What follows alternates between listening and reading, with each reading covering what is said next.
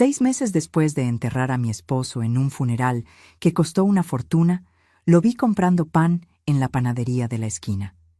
Mi corazón se detuvo. Lo seguí por las calles de la ciudad hasta una casa que nunca había visto. Lo que descubrí ese día destruyó no solo la memoria del hombre al que amé por 38 años, sino que reveló una conspiración tan profunda que involucró incluso a las personas en quienes más confiaba. Esta es la historia de cómo una viuda de 64 años se transformó en la peor pesadilla de quienes intentaron enterrarla viva. Pero antes de continuar, checa si ya estás suscrito al canal y escribe en los comentarios: ¿desde dónde estás viendo este video? Nos encanta saber hasta dónde están llegando nuestras historias.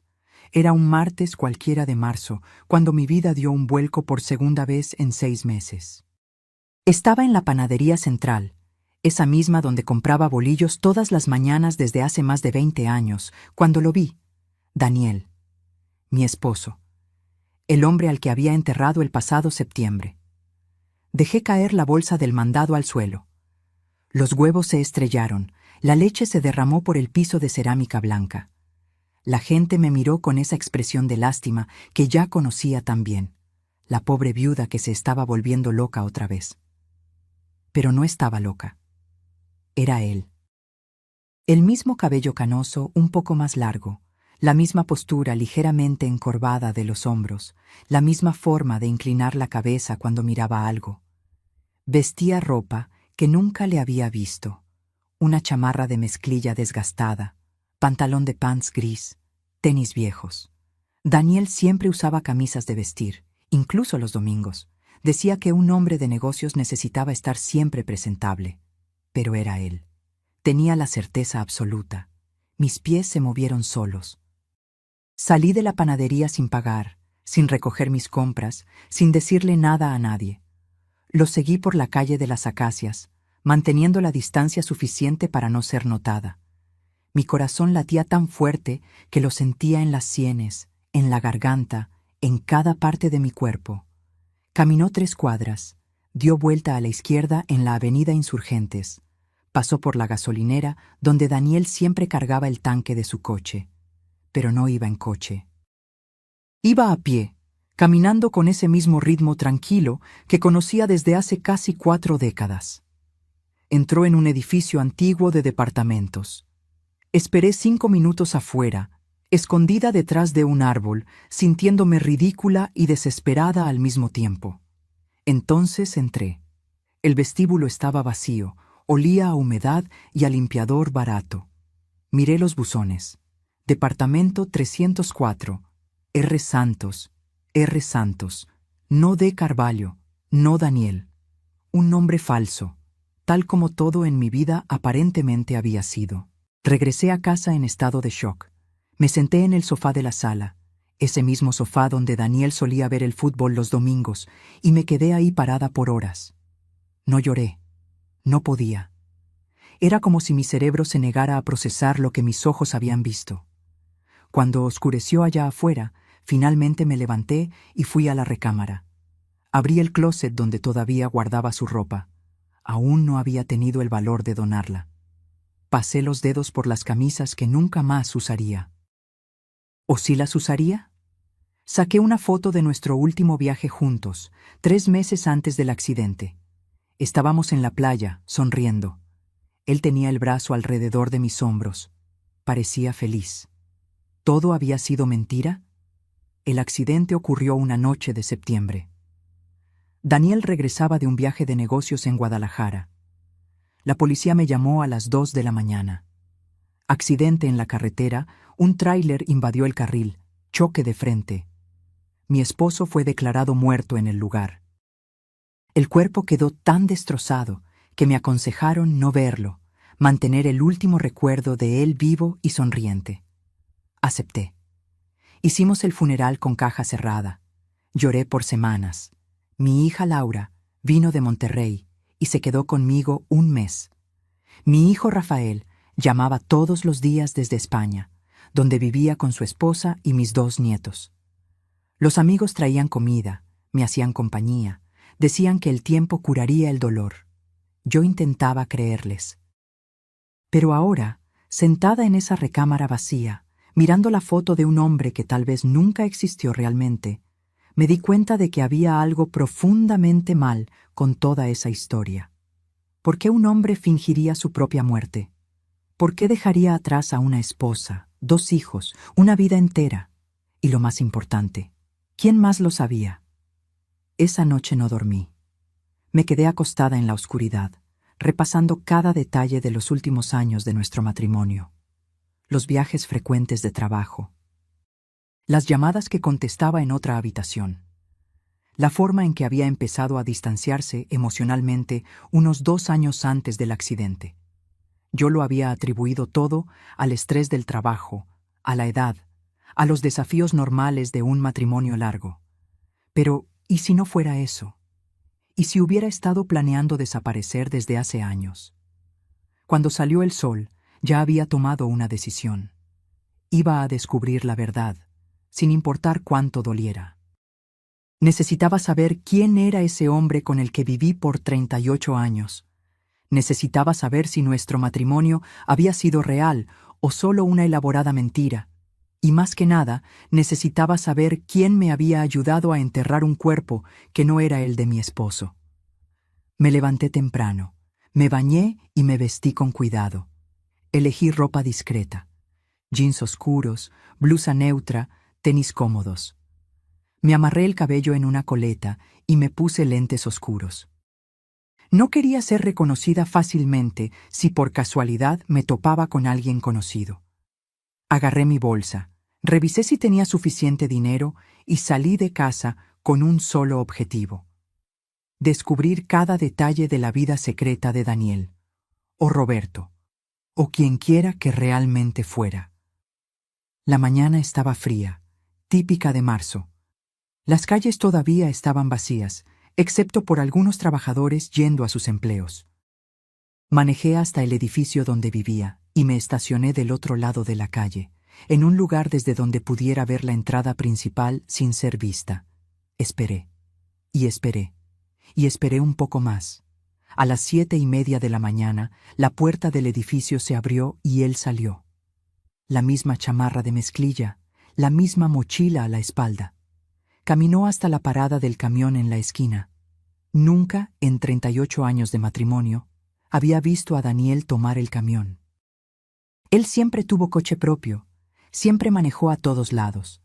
Ver a ese hombre esperando el transporte público fue surrealista. Cuando llegó el camión, se subió. Esperé unos segundos y lo seguí en el coche, manteniendo el camión siempre a la vista. No era difícil. El tráfico de la mañana estaba empezando a ponerse pesado. El camión hizo varias paradas. En cada una, mi corazón se aceleraba, pensando que se iba a bajar. Finalmente, después de unos 20 minutos, se bajó en el centro de la ciudad. Me estacioné rápido en un lugar prohibido. No me importaba la multa en ese momento, y lo seguí a pie. Entró en una pequeña ferretería. La fachada era sencilla, con la pintura descascarada y un letrero viejo. A través del escaparate, lo vi saludar a un hombre mayor, probablemente el dueño. Agarró un mandil colgado en la pared y empezó a amarrárselo a la cintura. En el mandil estaba bordado un nombre: Roberto. Sentí que las piernas me flaqueaban. Me apoyé en la pared de un edificio de al lado, intentando procesar lo que estaba viendo. Daniel, mi esposo, un empresario exitoso, dueño de una consultoría financiera, un hombre que siempre usó traje y corbata para trabajar, estaba ahí, con un mandil mugroso, acomodando estantes en una tienda de barrio. Me quedé observando por casi 1 hora. Atendía clientes, cargaba cajas pesadas, limpiaba el mostrador. Trabajaba como cualquier empleado común. No había nada especial. Nada que indicara que ese era un hombre que había fingido su propia muerte y abandonado a una familia entera. Cuando me di cuenta de que no iba a salir pronto, regresé al coche. Mis manos temblaban tanto que me costó trabajo meter la llave en el switch. Manejé de regreso a casa, pero no pude entrar. Me quedé sentada en el coche, en la cochera, por tiempo indefinido, simplemente mirando a la nada. Todo empezaba a tener un sentido horrible. Los viajes, el distanciamiento, la frialdad de los últimos años. Daniel no estaba teniendo una aventura con otra mujer, estaba construyendo otra vida, una vida completamente diferente, una vida donde yo no existía. Y lo peor, lo había planeado todo meticulosamente. No fue un impulso, fue calculado, premeditado, ejecutado con precisión quirúrgica. Finalmente entré a la casa. Fui directo a su oficina. No había movido nada desde la muerte. Abrí cajones, revolví papeles, busqué cualquier cosa que pudiera darme más pistas. Y lo encontré. En el fondo de un cajón, debajo de carpetas viejas, había una libreta pequeña. La abrí con manos temblorosas. Era una especie de diario, pero no con entradas diarias. Eran anotaciones esporádicas, planes, números. Junio 2022. Abrir cuenta a otro nombre. Investigar documentación. Agosto 2022. Hablar con L y R. Necesitan saber, pero solo lo esencial. L y R, Laura y Rafael. Mis hijos. Octubre 2022. Transferir poco a poco. No puede ser mucho de un jalón. Enero 2023. Encontrar departamento. Zona norte, lejos. Marzo 2023. Hablar con Lucas sobre los detalles finales. Lucas. ¿Quién era Lucas? Julio 2023. El accidente tiene que ser convincente. Sin cuerpo, hará investigación. Se necesita un cuerpo. Solté la libreta como si quemara. Mis manos temblaban violentamente. Lo había planeado todo, cada detalle, con meses de anticipación. Y había involucrado a nuestros hijos en eso. Agarré el teléfono y, sin pensarlo bien, le llamé a Laura. Contestó al tercer tono, con voz somnolienta. «¿Mamá? Son las 8 de la mañana. ¿Pasó algo?» «Laura, necesito hacerte una pregunta, y quiero la verdad». Hubo un silencio del otro lado, un silencio demasiado largo para ser inocente. «Mamá, ¿de qué estás hablando? ¿Sabías que tu papá está vivo?» Otro silencio, más largo aún. Podía oír su respiración cambiando, volviéndose más rápida, más pesada. «Mamá, yo no sé qué». «No me mientas, Laura. Por favor, no después de todo». Mi voz se quebró. Encontré su libreta. Vi las notas. Hablar con L y R, tú y tu hermano. Ustedes lo sabían. Oí un sollozo del otro lado de la línea. Y entonces finalmente, la verdad. Él nos hizo jurar secreto, mamá. Dijo que era la única forma. Que tú nunca aceptarías un divorcio. Que sería mucho peor para todos si simplemente se marchaba. Dijo que así tú podrías seguir adelante, rehacer tu vida, sin la vergüenza de ser abandonada. Cada palabra era una puñalada. ¿Cuándo? Nos lo contó hace unos 2 años. Dijo que ya no aguantaba más, que se sentía atrapado, sofocado, que necesitaba empezar de cero. ¿Y a ustedes les pareció aceptable dejarme sufrir, llorar, gastar fortunas en un funeral falso? Mamá, intenté convencerlo de que no lo hiciera, te lo juro. Pero estaba decidido, y dijo que, con o sin nuestra ayuda, lo iba a hacer. Entonces pensamos que era mejor al menos saberlo, para poder cuidarte después. ¿Cuidarme? Me reí, un sonido amargo y sin humor. Me dejaron enterrar a un extraño, pensando que era mi esposo. No fue un extraño cualquiera, mamá. Era... No quiero saber quién era, grité, perdiendo el control. No quiero saber los detalles macabros de cómo consiguieron un cuerpo, de cómo sobornaron a quien tuvieron que sobornar. Solo quiero saber cómo pudieron hacerme esto a mí. Laura lloraba abiertamente ahora. Mamá, lo siento mucho, lo siento tanto. Todos los días pienso en eso, todos los días me arrepiento. Pero es nuestro padre y yo soy tu madre. ¿Eso no cuenta? Cuenta, claro que cuenta. Pero mamá, no entiendes la presión que puso sobre nosotros. Dijo que si no lo ayudábamos, lo iba a hacer de todos modos y que nunca más lo volveríamos a ver. Dijo que nos necesitaba, que éramos su única familia de verdad. Mentiras, todo mentiras para manipularlos. Lo sé ahora, mamá. Sé que fui una idiota, que debí decírtelo, pero en ese entonces no sabía qué hacer. Respiré profundo, intentando controlar el coraje, el dolor, la sensación de traición absoluta. ¿Rafael también lo sabía? Sí, mi papá nos lo contó a los dos al mismo tiempo, nos hizo jurar que nunca lo diríamos. ¿Y el dinero? Encontré transferencias sospechosas. Laura dudó. Nos dio 100,000 a cada uno. Dijo que era para ayudar con los gastos del funeral, para cuidarte después. Mamá, te lo juro, no lo acepté por ambición. Lo acepté porque él dijo que necesitaba estar seguro de que tú estarías bien. 100,000 pesos, para cada hijo. 200,000 en total, a cambio de su silencio, a cambio de mi dolor. Voy a colgar ahora, Laura. Mamá, por favor, no. Colgué. Me senté en el piso de la oficina, rodeada de los papeles y documentos de una vida que descubrí que era completamente falsa, y finalmente lloré. No como lloré cuando pensé que había muerto. Esas eran lágrimas de tristeza, de luto, de nostalgia. Estas eran lágrimas de rabia, de humillación, de traición absoluta. Mi esposo había fingido su propia muerte, mis hijos lo habían ayudado, y yo, por idiota, me lo había creído todo. ¿Cuánto tiempo me quedé ahí llorando? No sabría decirlo. Cuando finalmente logré levantarme, ya era mediodía. Fui a la cocina, tomé agua, intenté comer algo, pero no pude. Tenía el estómago revuelto. Agarré el teléfono otra vez y esta vez le llamé a Rafael, a España. Eran las 5 de la tarde allá, probablemente estaba saliendo del trabajo. Contestó animado. «Mamá, qué sorpresa, ¿cómo...?» Laura me contó todo. Silencio inmediato. «Mamá, puedo explicarlo». «¿Puedes? ¿De verdad puedes explicar cómo aceptaste 100,000 pesos para dejarme sufrir pensando que tu padre estaba muerto?» «No fue así, mamá, yo...» «Entonces, ¿cómo fue, Rafael? Explícame». «Explícame cómo pudiste mirarme a los ojos durante el funeral, abrazarme mientras lloraba, decirme que todo iba a estar bien, sabiendo que todo era mentira». Lo oí respirar profundo del otro lado. «Mamá, fue lo más difícil que he hecho en mi vida. No fue lo suficientemente difícil como para que hicieras lo correcto.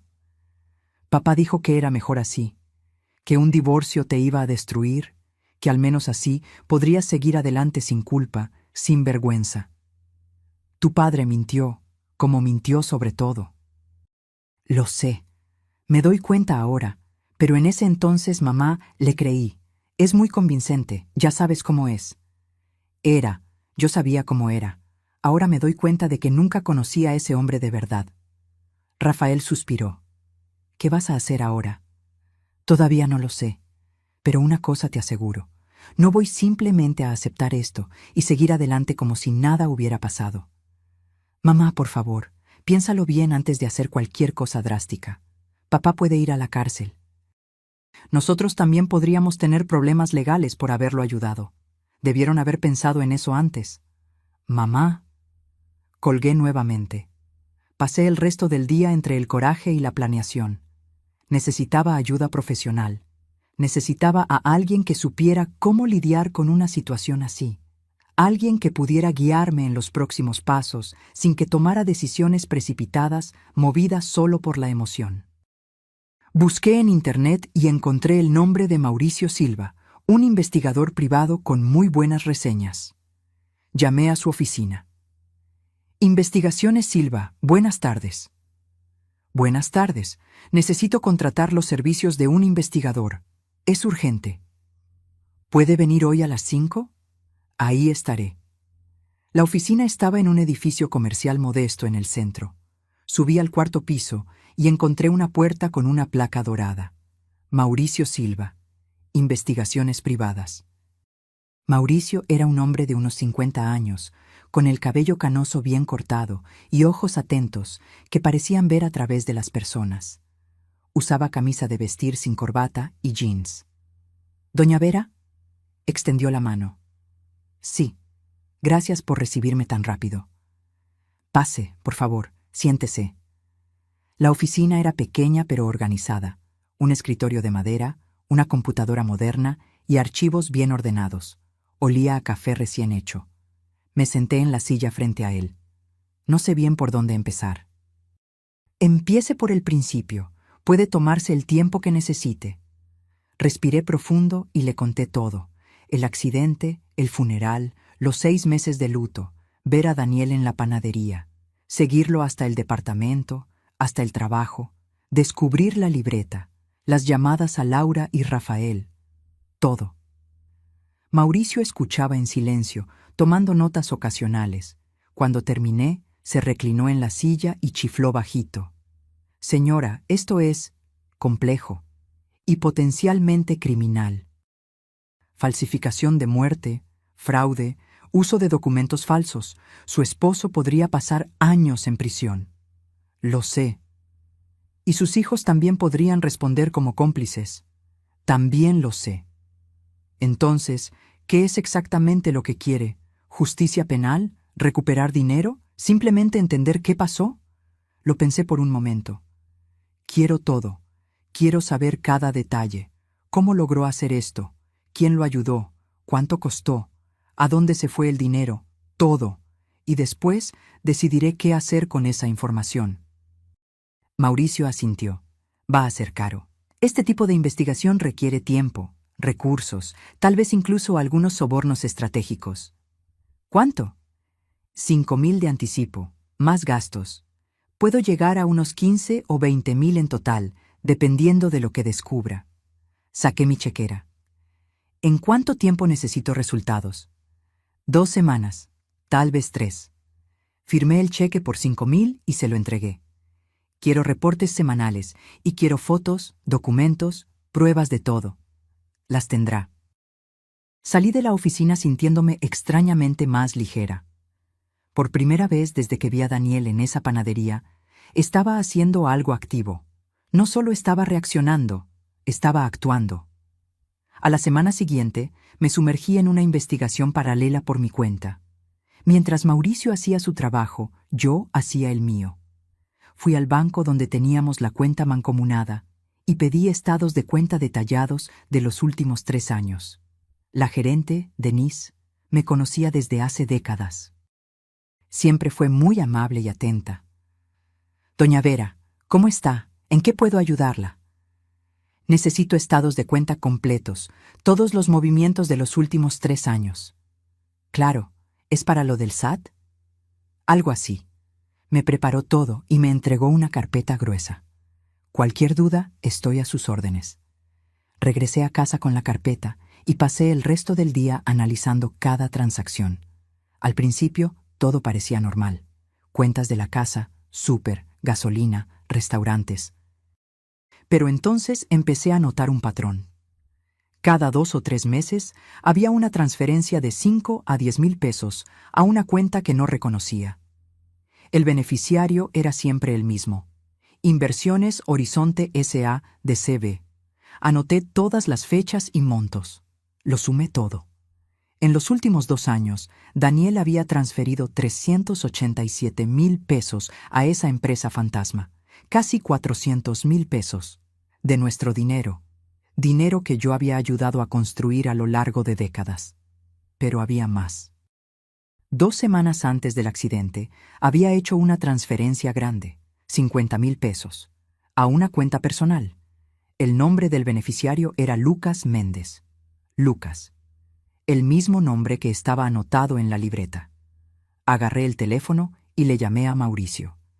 Encontré transferencias sospechosas, una empresa llamada Inversiones Horizonte y un tal Lucas Méndez. ¿Lucas Méndez? Mauricio pareció interesado. Voy a investigar ese nombre.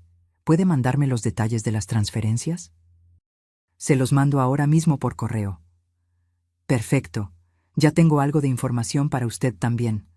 ¿Podemos vernos mañana? ¿A qué hora? A las 10 de la mañana, en mi oficina. A la mañana siguiente, llegué puntual. Mauricio ya tenía café listo. Me senté y él abrió una carpeta frente a mí. Descubrí cosas muy interesantes sobre su esposo, o mejor dicho, sobre Roberto Santos. Se me revolvió el estómago. Roberto Santos abrió una cuenta bancaria hace exactamente 2 años. Rentó el departamento en la misma época. Empezó a trabajar en la ferretería hace 1 año y medio. Entonces lo planeó con mucha anticipación. Sí, y hay más. La empresa Inversiones Horizonte solo existe en el papel. Fue creada hace 3 años, pero nunca ha declarado impuestos, nunca ha tenido empleados. Es una empresa fachada usada solo para mover dinero. ¿Y Lucas Méndez? Ese está interesante. Mauricio pasó unas páginas. Lucas Méndez es abogado, especializado en derecho civil, sucesiones y, fíjese bien, casos complicados de identidad. ¿Identidad? Ya ha sido investigado 2 veces por supuesta facilitación de documentos falsos. Nunca se le comprobó nada, pero su reputación en el gremio jurídico no es la mejor. Entonces Daniel le pagó a ese abogado para crear una identidad falsa. Muy probablemente. Y por los 50,000 pesos que recibió, seguramente hizo más que eso. ¿Cómo qué? Mauricio me miró seriamente. Tenemos que hablar del cuerpo, doña Vera. El cuerpo que fue enterrado como si fuera su esposo. Sentí un escalofrío. Logré hablar con algunas fuentes en el CEMEFO. Extraoficialmente, claro. El cuerpo del accidente estaba realmente muy quemado, muy dañado. La identificación se hizo solo por documentos encontrados en el lugar. Documentos que pudieron haber sido sembrados. Exactamente. Y aquí está la parte perturbadora. Descubrí que hubo un cuerpo no reclamado en el CEMEFO exactamente 3 días antes del accidente.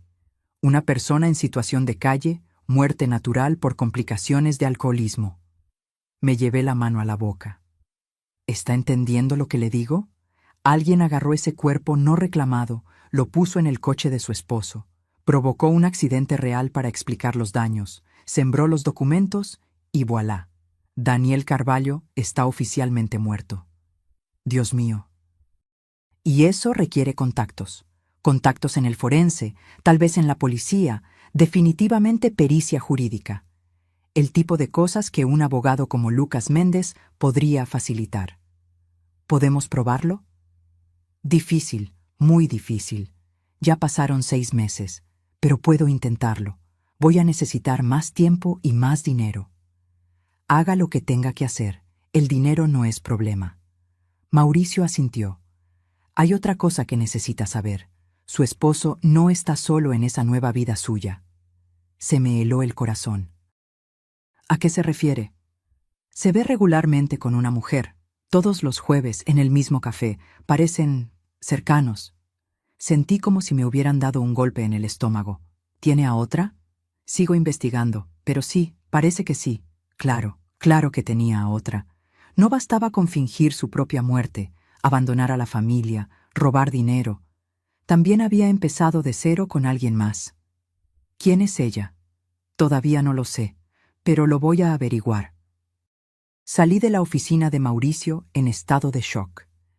Manejé sin rumbo por un rato, simplemente procesando. Me detuve en un parque y me quedé sentada en una banca observando a los niños jugar, a las parejas caminar, la vida normal ocurriendo a mi alrededor mientras mi mundo se desmoronaba. Daniel no solo me había abandonado, había construido una vida completamente nueva, con otra identidad, otro trabajo y probablemente otra mujer. ¿Cuánto de todo lo que vivimos fue real? ¿Algo fue real? Saqué el celular y vi fotos viejas, nuestra luna de miel, el nacimiento de Laura, Rafael dando sus primeros pasos, cumpleaños, navidades, momentos que parecían genuinos en ese entonces. ¿Lo eran? ¿O Daniel solo estaba actuando, esperando el día en que pudiera escapar de esa vida que claramente detestaba? Sonó el teléfono. Era Laura. Dudé, pero contesté. ¿Mamá? ¿Puedes hablar? Depende. ¿Me vas a mentir otra vez? No, nunca más. Te lo juro. Respiró profundo. Mamá, voy para allá. Necesito hablar contigo en persona. Hay cosas que tienes que saber. ¿Qué tipo de cosas? Cosas que debí decirte hace mucho tiempo. cosas sobre mi papá, sobre sus planes, sobre todo. ¿Cuándo vienes? Tomo un vuelo mañana temprano. ¿Me puedo quedar ahí? Lo pensé por un momento. Parte de mí quería decirle que no, quería mantenerla lejos, castigarla por haberme mentido. Pero otra parte, la parte que necesitaba respuestas desesperadamente, sabía que tenía que escuchar lo que tuviera que decir. ¿Puedes venir? Gracias, mamá. ¿Y mamá? ¿Qué? De verdad lo siento mucho. Por todo. Colgué sin responder. Laura llegó al día siguiente, poco después de la comida. Cuando abrí la puerta, me llevé un susto. Estaba visiblemente más flaca, con ojeras profundas, el cabello sin brillo. Parecía haber envejecido 5 años en una semana. Mamá, intentó abrazarme. Me hice a un lado. Pasa. Entramos en silencio. Preparé café, más por hábito que por hospitalidad. Nos sentamos a la mesa de la cocina, la misma mesa donde tuvimos miles de pláticas a lo largo de los años. Pero esta sería diferente. ¿Y bien? ¿Qué tienes que decirme? Laura movió su café nerviosamente. Mi papá empezó a hablar de desaparecer hace unos 3 años. Al principio pensé que solo era un desahogo, estrés del trabajo, pero seguía volviendo al tema. ¿Y no te pareció extraño? Sí. Pero decía que se sentía atrapado, que había construido una vida que no era suya de verdad, que quería libertad. Me miró. Mamá, intenté que fuera a terapia, te lo juro, pero se negó. Continúa. Hace 2 años nos llamó a Rafael y a mí a una reunión. Dijo que tenía un plan. Iba a fingir su propia muerte y empezar de cero con otra identidad. Al principio pensamos que estaba loco, pero lo tenía todo planeado. Nos enseñó documentos, cuentas bancarias, incluso el departamento que ya había rentado. A nombre de Roberto Santos. Asintió. Dijo que ya había separado dinero, que tenía a un abogado ayudando con la documentación, que solo necesitaba nuestra cooperación para algunos detalles finales. ¿Cómo conseguir un cuerpo? Laura palideció. Dijo que tenía todo resuelto, no quiso dar detalles. Solo dijo que cuando llegara el momento, nosotros teníamos que apoyar su versión, no pedir autopsia, aceptar la caja cerrada. Y ustedes aceptaron. No de inmediato. Rafael y yo nos peleamos con él. Le dijimos que era una locura, que estaba mal, que te iba a destruir. Pero él se limpió una lágrima. Dijo que si no lo ayudábamos, lo iba a hacer de todos modos, y que si lo hacía solo, nunca más lo volveríamos a ver. Dijo que éramos su única familia de verdad. Manipulación. Lo sé ahora. Pero en ese entonces, mamá, es mi papá, y pensé que te estaba protegiendo de alguna forma. Al menos sabiendo el plan, podía estar cerca de ti después, cuidarte. Con el dinero que te dio. Los 100,000 fueron idea de él. Dijo que era para el funeral y para ayudarte en los primeros meses. Mamá, yo no quería aceptarlos, pero él insistió. Dijo que era lo mínimo que podía hacer. Me reí sin ganas. Lo mínimo. Qué generoso. Hay más. Laura respiró profundo. La mujer que está viendo. Es Clarice. El nombre me pegó como un rayo. ¿Clarice? ¿Nuestra vecina Clarice? Sí. Clarice había sido nuestra vecina por 5 años. Una mujer amable de unos 50 años, divorciada, maestra jubilada. A veces tomábamos café juntas. La consideraba mi amiga. ¿Desde cuándo? Desde antes de todo esto. Empezaron hace unos 4 años. Fue por ella que decidió dejar esta vida. Sentí que se me revolvía el estómago. 4 años. Daniel me había engañado con nuestra vecina durante 4 años, mientras yo, por tonta, no sospechaba nada. ¿Ella lo sabe? ¿Lo de la muerte falsa? No. Para ella, él es Roberto Santos, un hombre que conoció después de mudarse. Él inventó toda una historia. Dijo que era viudo, que se había mudado para empezar de nuevo. Entonces a ella también la están engañando. De cierta forma, sí. Me quedé en silencio, procesando. No bastaba con todo lo que ya había descubierto. Ahora tenía que lidiar con la doble traición. Daniel no solo me había abandonado, me había engañado con alguien que conocía, alguien que entraba a mi casa, bebía mi café, fingía ser mi amiga. Después de que Laura me contó lo de Clarice, me quedé callada mucho tiempo. Mi hija intentó hablar más, tratar de explicarse, pero levanté la mano pidiendo silencio. Necesitaba procesar todo sola. ¿En qué te gastaste los 100.000? Pregunté finalmente, con la voz más fría de lo que pretendía. Laura bajó la mirada. Parte en el funeral, unos 30.000. El resto lo usé para remodelar mi casa, comprar un coche nuevo. Mamá, ya sé cómo se ve esto. Sé que parece que me vendí, que acepté dinero sucio. Porque fue exactamente lo que hiciste. Lo sé. Golpeó la mesa, frustrada. Lo sé, mamá, y no pasa un día sin que me odie por eso. No puedo dormir bien desde hace meses. Cada vez que veo el coche, me siento asquerosa. Cada vez que entro al cuarto remodelado, pienso en ti llorando sola mientras yo me gastaba dinero de sangre. Dinero de sangre es una buena descripción. Mamá, te los devuelvo, cada centavo. Vendo el coche, deshago la remodelación, lo que sea necesario. Solo dame una oportunidad de arreglar esto. Miré a mi hija. Se veía genuinamente destrozada, genuinamente arrepentida. ¿Pero eso cambiaba algo? ¿Y Rafael? ¿En qué se los gastó? Parte la usó para pagar deudas. Él y su esposa estaban muy endeudados, problemas con la casa en España. El resto lo invirtió para los niños, un fondo para su educación. Entonces ustedes dos se beneficiaron mientras yo sufría. Sí, Laura no intentó defenderse esta vez. Y voy a cargar con esta culpa el resto de mi vida. Me levanté de la mesa. Necesito tiempo, Laura. Tiempo para procesar todo esto, para decidir qué hacer. ¿Cuánto tiempo? No lo sé. Puede ser una semana, puede ser un año. Pero necesito que respetes eso y me dejes en paz. Mamá, ¿me puedo quedar aquí? ¿Ayudarte con algo? No, quiero que te vayas. ¿A Monterrey? A donde quieras, pero aquí no. Vi el dolor en su cara, pero no sentí lástima. Ella había tomado decisiones. Ahora tenía que vivir con ellas, tal como yo estaba teniendo que vivir con las consecuencias de las decisiones de Daniel. Después de que Laura se fue, llamé a Mauricio de nuevo. Ya sé quién es la mujer. Clarice, una exvecina mía.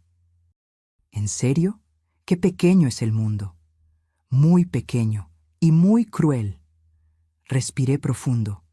Mauricio, quiero saber todo sobre ella también. ¿Cuánto tiempo llevan juntos? Si ella de verdad no sabe la verdad, todo. Lo voy a investigar. En los días siguientes me sumergí en una especie de determinación fría.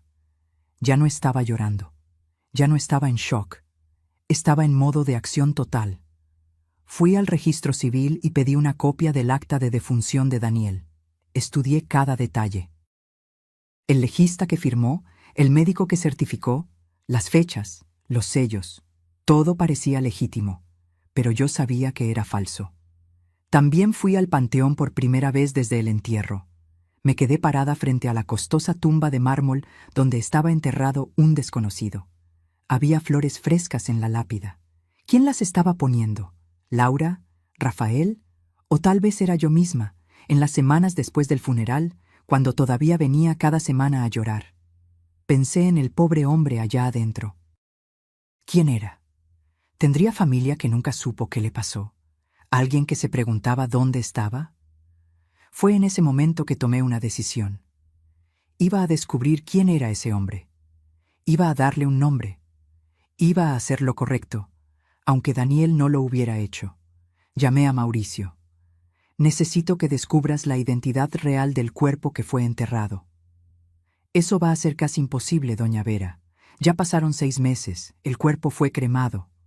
¿Cremado? Interrumpí. No fue enterrado. ¿Está segura? Déjeme revisar. Lo oí tecleando. Tiene razón, fue enterrado, no cremado. Eso puede ayudar. Si logramos exhumar y hacer ADN, haga lo que tenga que hacer. Quiero saber quién era. Una semana después, Mauricio me llamó pidiendo otra reunión. Fui a su oficina con una mezcla de ansiedad y determinación. Logré mucho, empezó, abriendo una carpeta gruesa. Primero, sobre Clarice. Ella y su esposo empezaron la aventura hace 4 años, como dijo su hija. Pero hay un detalle. Ella cree que él es viudo. Daniel creó una historia completa. Dijo que su esposa murió de cáncer, que quedó muy afectado, que se mudó para empezar de nuevo. Usó una versión de mi muerte para conquistarla. Exactamente. Irónico, ¿no? Macabro es la palabra. Y hay más. Clarice tiene dinero, mucho dinero, una herencia que recibió hace unos 3 años, casi 1 millón de pesos. Se me revolvió el estómago. ¿Usted cree que está con ella por dinero? No tengo pruebas, pero es sospechoso. Abandona una vida cómoda supuestamente para vivir de forma sencilla, pero se involucra con una mujer rica. Parece muy conveniente. Ese hombre es un monstruo. Y sobre el cuerpo... Mauricio pasó unas páginas. Conseguí información no oficial. Al hombre le decían el chino en las calles. Indigente desde hace unos 10 años. Murió de cirrosis hepática. No tenía documentos, no tenía familia conocida, o al menos eso pensaban. ¿Pensaban? Logré rastrear huellas dactilares parciales que estaban en el archivo del CEMEFO. Se las mandé a un contacto mío que tiene acceso a bases de datos antiguas. Y descubrimos algo. Me pasó una foto vieja, descolorida. Un hombre joven, tal vez de unos 30 años, sonriendo a la cámara. Este es Juan cuando todavía tenía vida. Su nombre real era Juan Pedro Santana. Tenía una familia, una exesposa y una hija. Miré la foto, sintiendo el peso del descubrimiento. ¿Ellas saben que murió? No. Le perdieron la pista hace más de 15 años, cuando cayó en el alcoholismo y desapareció. Levantaron un reporte de persona desaparecida, pero eventualmente dejaron de buscar. ¿Dónde están? La hija vive en la Ciudad de México. Se llama Beatriz. Tiene unos 35 años ahora. La exesposa murió hace 2 años. Agarré la foto con manos temblorosas. Esa joven necesita saber que su padre está enterrado. Necesita tener la oportunidad de enterrarlo de verdad, con su nombre. De acuerdo. Pero eso significa exponer todo el fraude de su esposo. Lo sé. ¿Está preparada para eso? ¿Para la exposición pública? ¿Para el proceso? ¿Para todo lo que viene después? Miré esa foto del hombre joven y sonriente, que se convirtió en un indigente anónimo y terminó enterrado con el nombre de otra persona. Lo estoy. Mauricio asintió. Entonces vamos a necesitar un abogado. Uno bueno, porque esto se va a poner feo. ¿Usted conoce a alguien? Conozco a la mejor, la licenciada Silvana Rocha. Penalista, especializada en casos complejos de fraude, tiene una tasa de éxito del 95%. Agende una reunión con ella. 2 días después, estaba sentada en la elegante oficina de la licenciada Silvana Rocha. Tenía unos 50 y tantos años, el cabello negro corto perfectamente cortado, un traje impecable y una presencia imponente. Doña Vera, empezó después de que le expliqué todo. Este es uno de los casos más complejos que he visto. Y mire que he visto mucho. ¿Complejo en qué forma? Su esposo cometió múltiples delitos. Falsificación de documentos, fraude de identidad, uso de cadáver, ocultación de fallecimiento. Pero procesarlo va a ser complicado porque necesitamos probar cada detalle. Mauricio tiene pruebas. Circunstanciales. Buenas, pero circunstanciales. Necesitamos más. Necesitamos una confesión, o documentos de primera mano, o testigos directos. Lucas Méndez, el abogado que ayudó. Difícil. Los abogados tienen protección de secreto profesional. Simplemente puede negarse a hablar. ¿Y mis hijos? Ellos sabían todo. Silvana me miró con cuidado. ¿Está dispuesta a demandar a sus propios hijos? La pregunta quedó suspendida en el aire. ¿Lo estaba? ¿Estaba dispuesta a meter a Laura y a Rafael a la cárcel? Yo no lo sé. Es una decisión que tiene que tomar, porque si vamos a fondo con esto, ellos van a aparecer como cómplices. Podrían alcanzar hasta 5 años cada uno. 5 años. Mis hijos, en la cárcel, 5 años. ¿Hay alguna forma de perdonarlos? Podemos intentar enfocarnos solo en su esposo, pero probablemente serán llamados a declarar, y tendrán que elegir entre mentir bajo juramento o entregar a su padre. ¿Y si mienten? Entonces cometen perjurio, otro delito. Me pasé la mano por la cara, exhausta. Esto es una pesadilla. Lo es, pero usted no creó esta pesadilla. Su esposo la creó. Y ahora usted solo está desenredando el desmadre que él hizo. ¿Cuánto tiempo lleva un proceso así? Años, fácilmente 2 o 3 años hasta la resolución, y va a salir caro, muy caro. ¿Cuánto? Entre honorarios, costos del proceso, investigaciones adicionales, unos 200,000 pesos, tal vez más. 200,000 pesos, una fortuna. Pero miré la foto de Juan Pedro Santana en mi bolsa.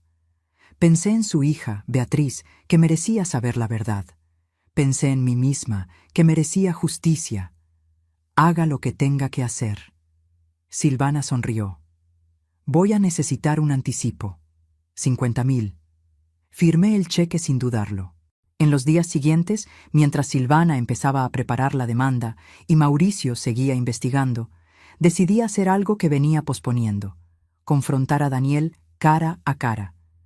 Ya no quería respuestas, ya sabía demasiado. Quería que él supiera que yo lo sabía. Quería ver su cara cuando se diera cuenta de que todo su plan cuidadoso se estaba desmoronando.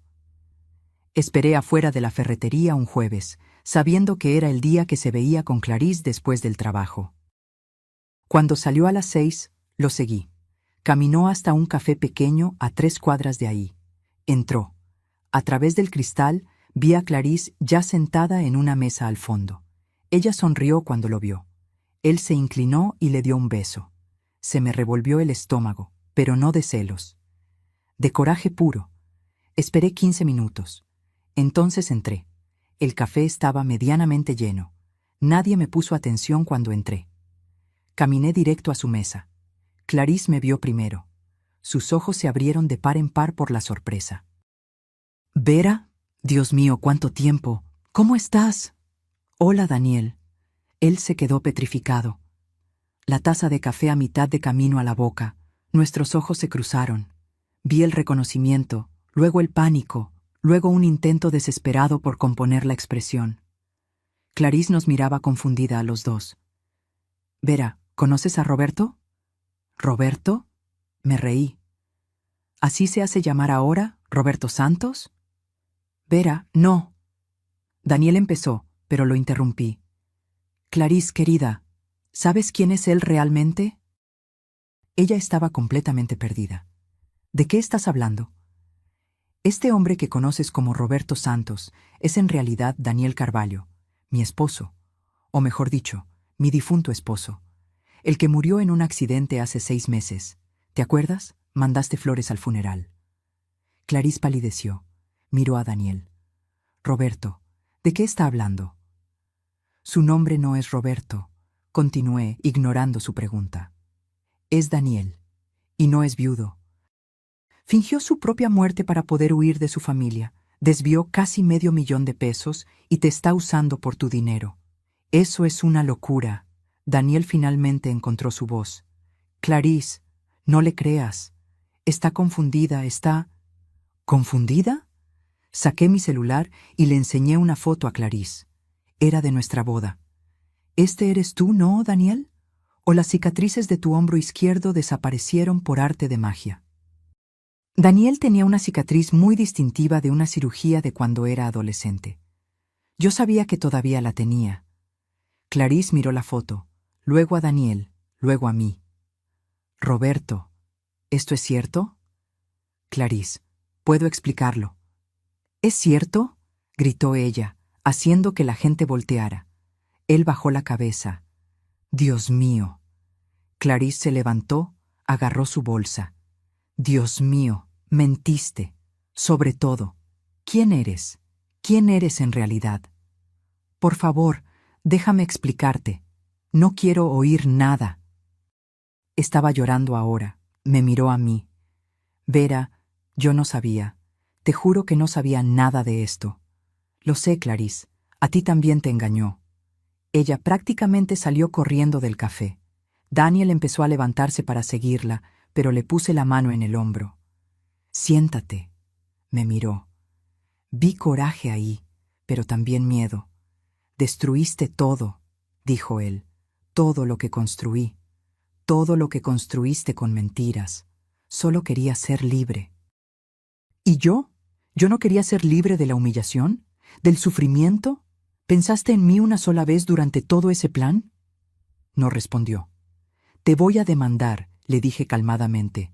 Penalmente, fraude, falsificación, todo, y voy a ganar.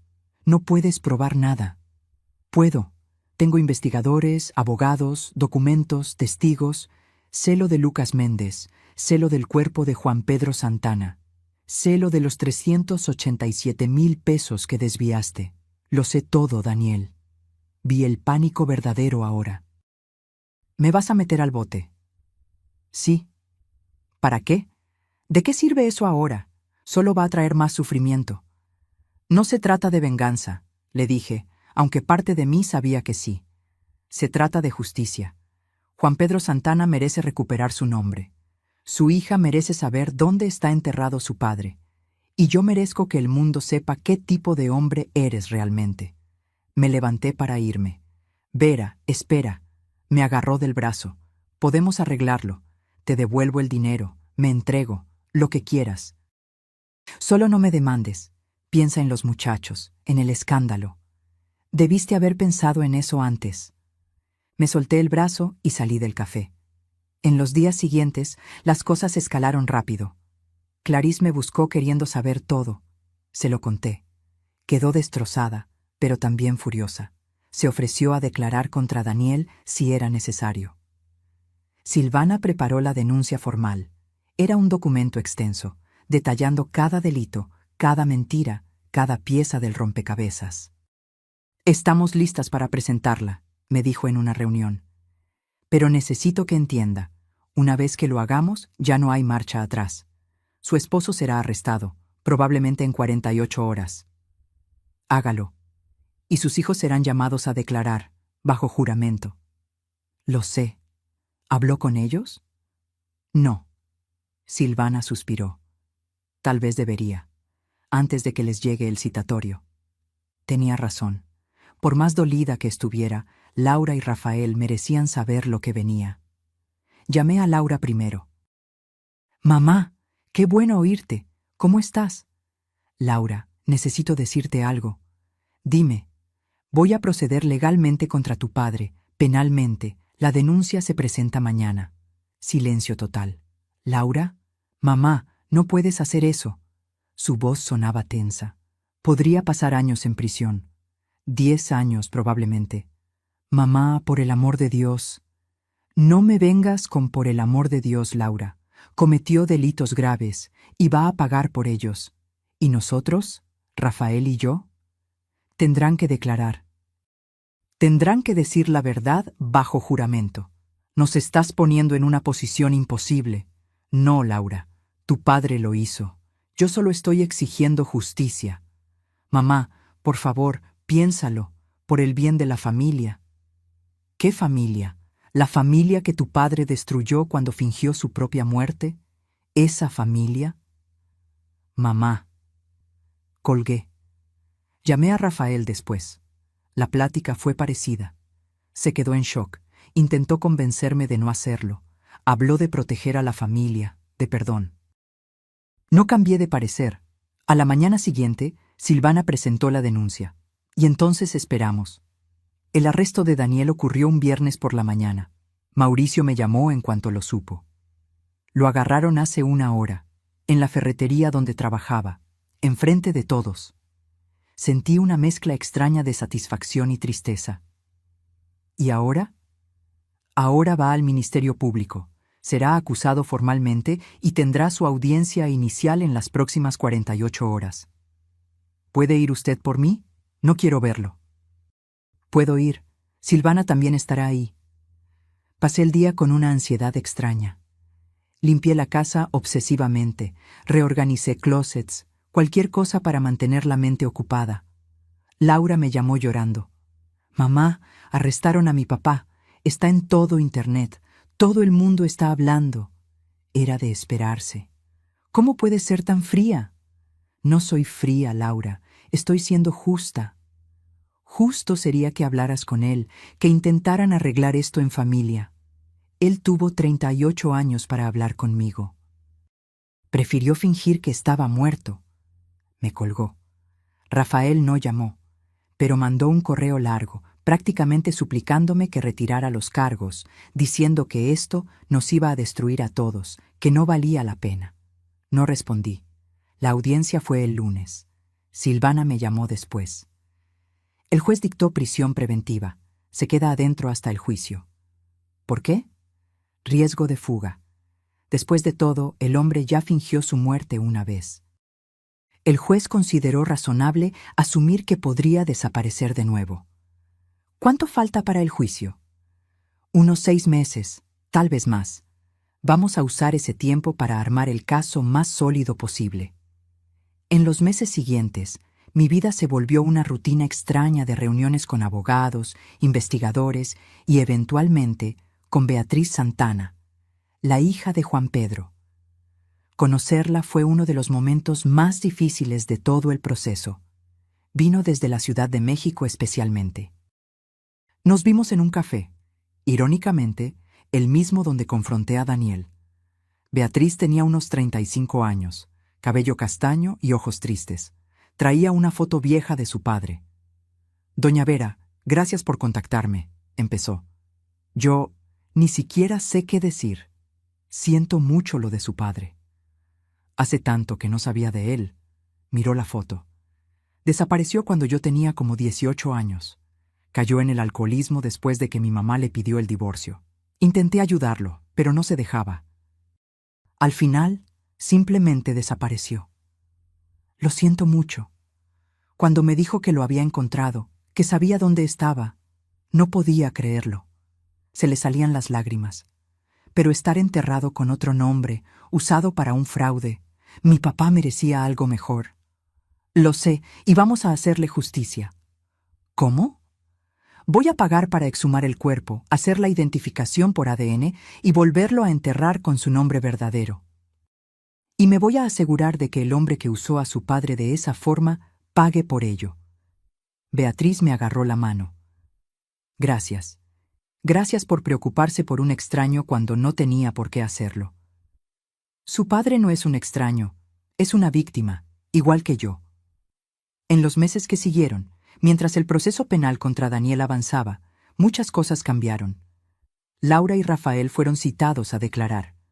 Ambos tuvieron que admitir públicamente que sabían del plan de su padre. El fiscal quería procesarlos a ellos también, pero intervine. Pedí que los trataran como testigos, no como cómplices.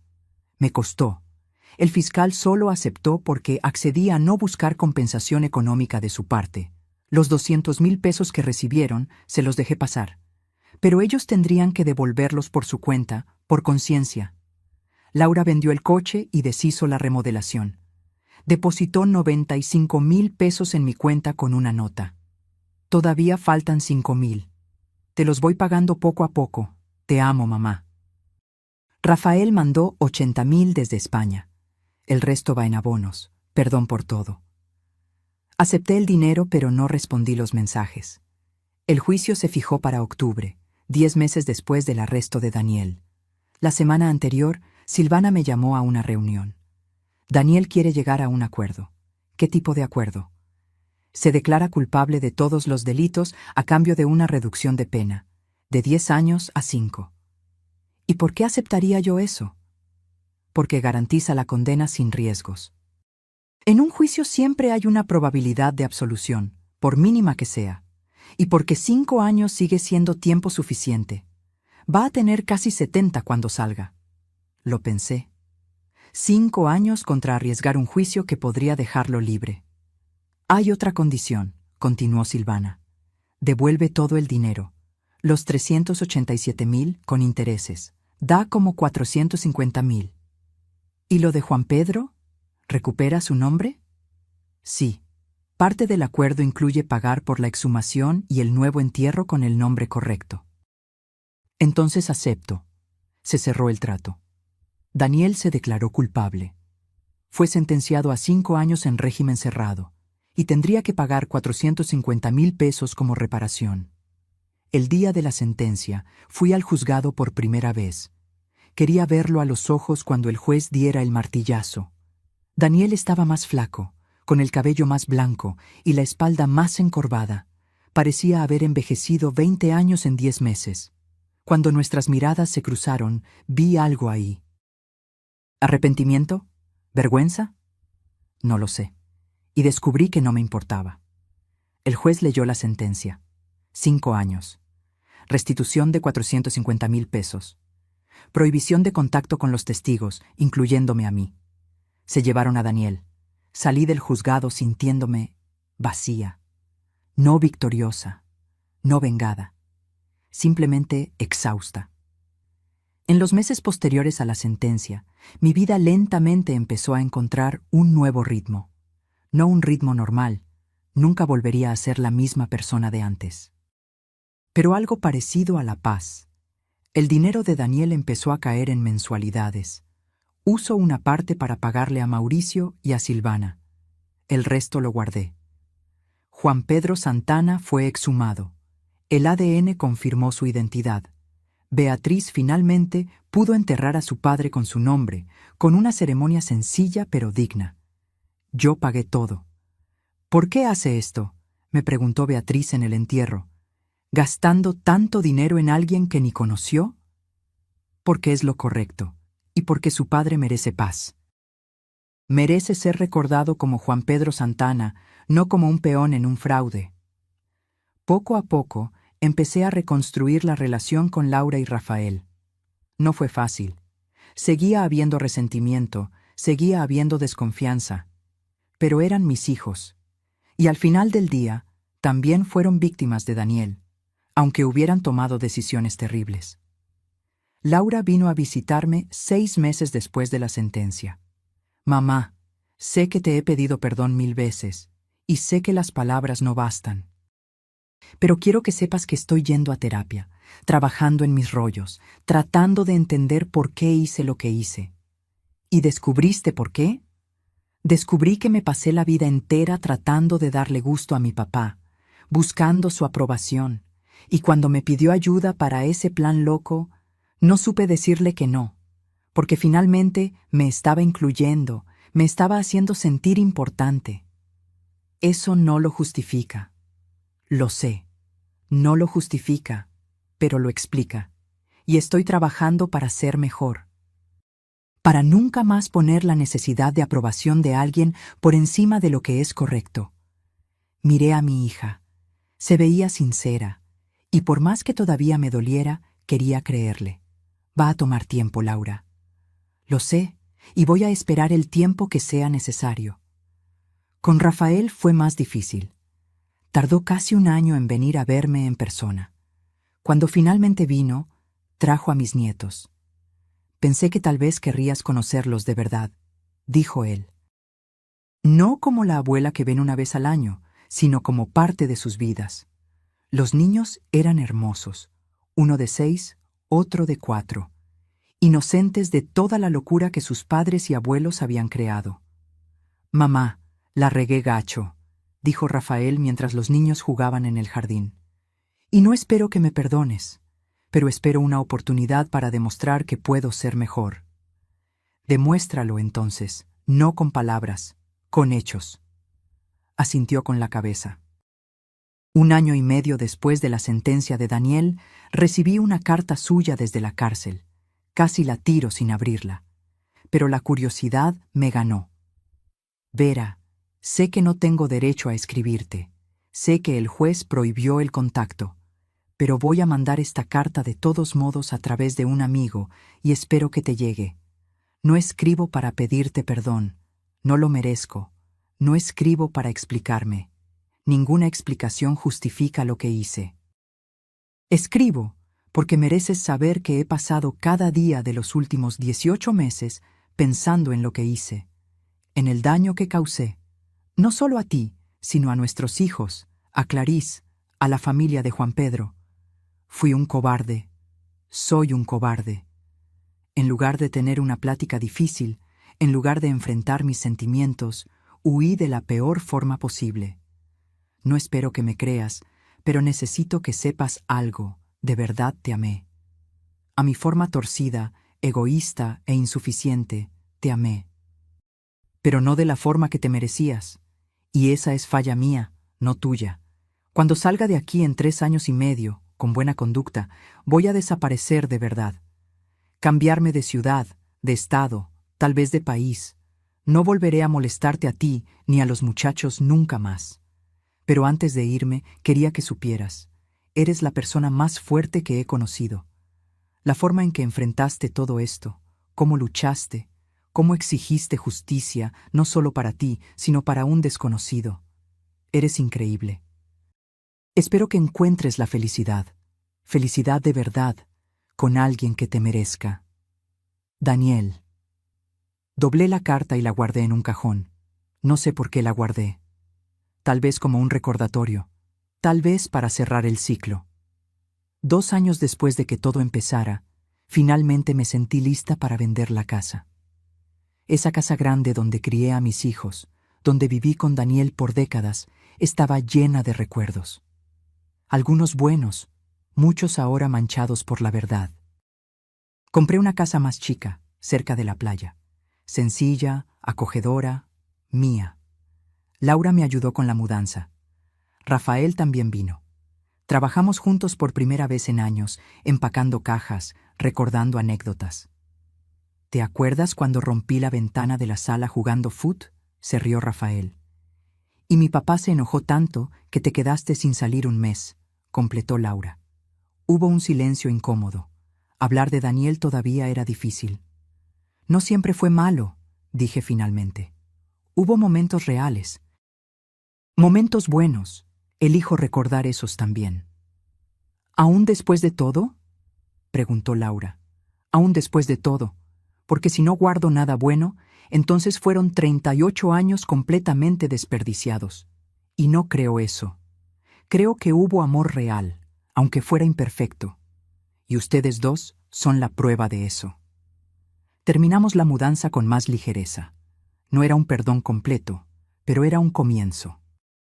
3 años después de ver a Daniel por primera vez en la panadería, estoy sentada en el porche de mi nueva casa, viendo el atardecer sobre el mar.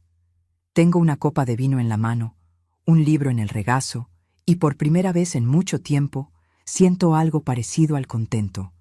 No es felicidad plena, todavía cargo cicatrices. Todavía tengo noches donde me despierto pensando en todo lo que pasó, pero también tengo días buenos. Días donde me río, donde disfruto la vida, donde simplemente existo sin el peso de la traición. Laura me visita cada mes. Traemos a mis sobrinos en vacaciones. Rafael me llama cada semana de España y estamos planeando un viaje para que conozca mejor dónde vive. Nuestra relación nunca será la de antes. Pero es algo nuevo, algo construido sobre la honestidad, sobre enfrentar las consecuencias, sobre un perdón difícil pero real. Clarís se volvió, sorprendentemente, una amiga. Ella también fue víctima de Daniel, también fue engañada. A veces tomamos café, 2 mujeres que amaron al mismo hombre sin saber quién era realmente. ¿Crees que lo planeó todo desde el principio?, me preguntó una vez. Cuando se casó contigo, ¿ya estaba pensando en huir algún día? No lo sé, y descubrí que no importa. Lo que importa es que cuando tuvo la oportunidad de ser honesto, eligió la mentira. Y eso dice todo sobre quién es él. Beatriz también se volvió parte de mi vida. Ella y yo nos vemos un par de veces al año. Visitamos juntas la tumba de Juan Pedro, ahora con su nombre correcto, con flores frescas, con dignidad.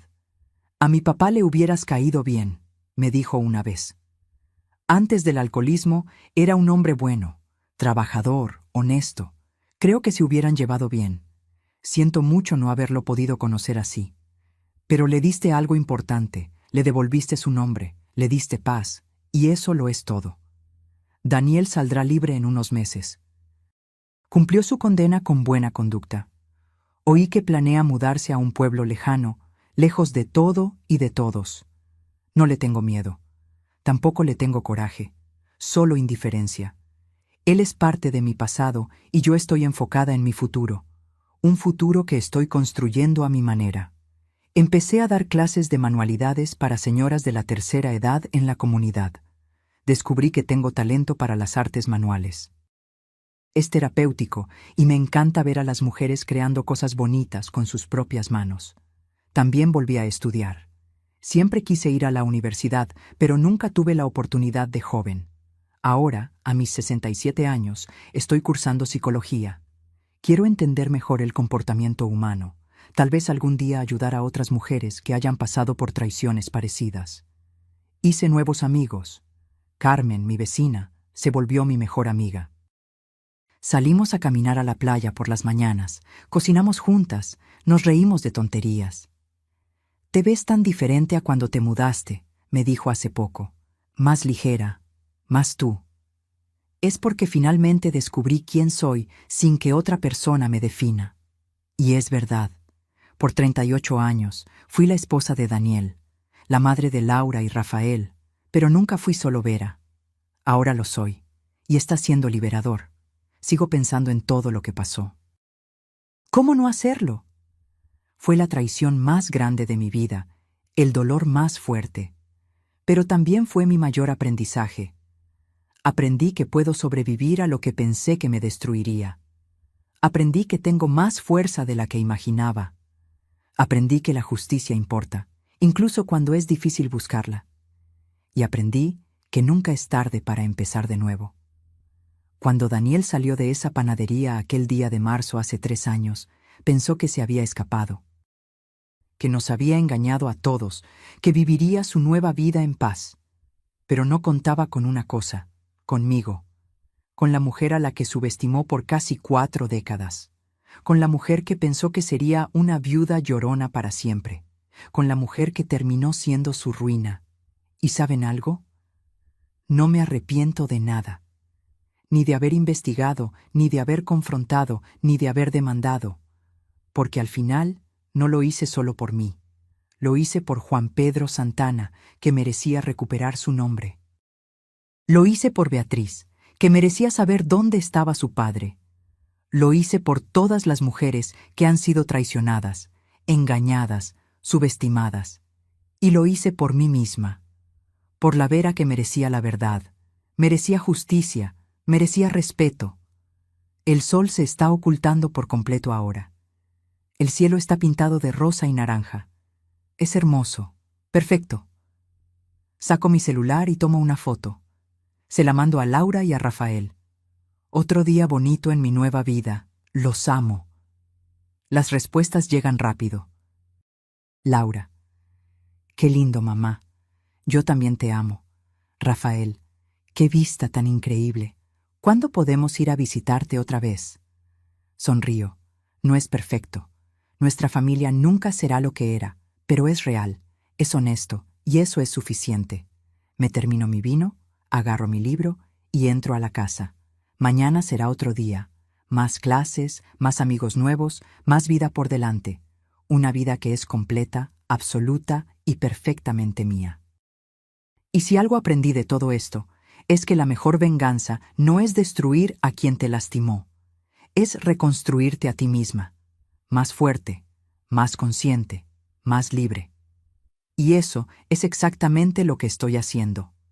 Ahora, si te gustó esta historia, dale clic a suscribirte y dime en los comentarios qué parte te dejó con el ojo cuadrado.